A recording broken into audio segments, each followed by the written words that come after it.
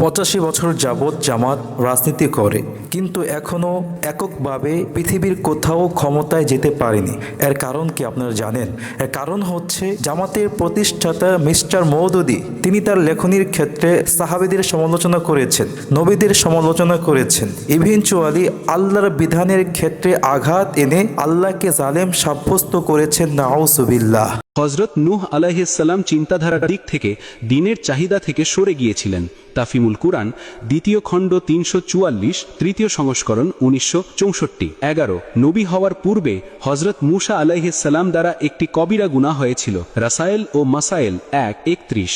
12 মহানবী সাল্লাল্লাহু আলাইহি ওয়াসাল্লাম মানবিক দুর্বলতা থেকে মুক্ত ছিলেন না, অতএব তিনি মানবিক দুর্বলতার বশীভূত হয়ে গুনাহ করেছিলেন। তরজুমানুল কুরআন 85 সংখ্যা 230 পৃষ্ঠা, তরজুমানুস সুন্নাহ 3:305। 13 কুরআনুল কারীম নাজাতের জন্য নয়, নিছক হেদায়েতের জন্য। তাফিমুল কুরআন প্রথম খণ্ড 321 পৃষ্ঠা। 14 হযরত আবু বকর সিদ্দিক রাদিয়াল্লাহু আনহু খেলাফতের দায়িত্ব পালনে সম্পূর্ণ অযোগ্য ছিলেন। তাজদীদ ও ইহইয়ায়ে দ্বীন 22। 15 হযরত উসমান রাদিয়াল্লাহু আনহু উনার মাঝে স্বজনপ্রীতির বদগুণ বিদ্যমান ছিল।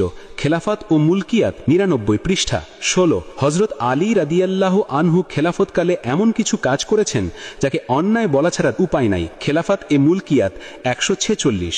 17 হযরত মুয়াবিয়া রাদিয়াল্লাহু আনহু স্বার্থবাদী, গনিমতের মাল আত্মসাৎকারী, মিথ্যা সাক্ষ্য গ্রহণকারী ও অত্যাচারী ছিলেন। খেলাফত ও মুলকিয়াত 173। 18 সাহাবাই কিরাম অনেকেই মন গড়া হাদিস বর্ণনা করেছেন।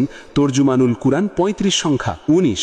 আর তিনি ইসলামকে মদিনার সনদে বাস্তবায়ন না করে নিজে ভ্রান্ত বিশ্বাসের উপর প্রতিষ্ঠিত করতে চেয়েছেন। এই কারণে মিস্টার মওদুদী সাহেব আহলে সুন্নাত ওয়াল জামাতের বিশ্বাস থেকে, আকীদা থেকে বাইর হয়ে গিয়েছে। নম্বর 2, জামাতের দ্বিমুখিতা আচরণ আছে। জামাত আপনার সাথে ভালো সাজবে, আপনার শত্রুর সাথে ভালো সাজবে, উভয়ের মাঝে আগুন জ্বালিয়ে সে আস্তে বের হয়ে যাবে। জামাত ক্ষমতায় যেতে না পারার আরেকটি কারণ হচ্ছে জামাত যুগ যুগ ধরে মুনাফিকি করে আসছে। আলেমদের সাথে, ইসলামী দলগুলোর সাথে, বিভিন্ন দলের সাথে। জামাতকে শুধু আমরা মুনাফিক বলিনি, পাকিস্তানি মানুষগুলো জামাতকে মুনাফিক বলে। রিসেন্টলি পাকিস্তানের পররাষ্ট্রমন্ত্রীর এক বক্তব্য ভাইরাল হয়েছে। সেই বক্তব্যের মধ্যে জামাতকে পাকিস্তানি পররাষ্ট্রমন্ত্রী মুনাফিকি সাব্যস্ত করে যাচ্ছে। এই ভিডিওটি আপনারা দেখে নেন। मैं नहायत अदब के साथ कहूंगा कि पाकिस्तान की तहरीक पाकिस्तान से लेके पाकिस्तान की तखलीक से लेके आज तक जमात इस्लामी तहरीक की हमेशा रॉन्ग साइड पे रही है।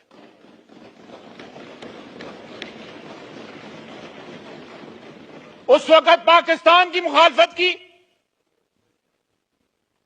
और आज 3 जगहों पे 3 पार्टियों के हलीफ हैं। हमारे भी हलीफ हैं, इनके भी हलीफ हैं, पता नहीं और किस किस के हलीफ हैं।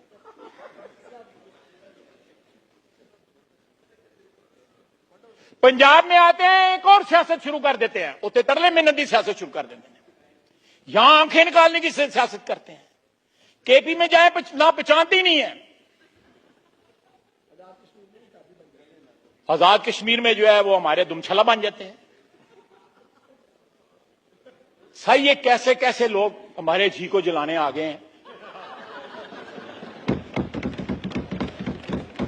নম্বর 4, জামাত ধর্মকে পুঁজি করে রাজনীতি করে, ধর্মকে কনভার্ট করে, ধর্মের মধ্যে বিকৃত করে রাজনীতি করে থাকে এবং ধর্মের মধ্যে অনাধিকার চর্চা করে অদ্ভুত কথাবার্তা বলে থাকে। 1985 সালে জামাতের কর্মীরা হাটহাজারী মাদ্রাসা ভাঙতে এসেছিল।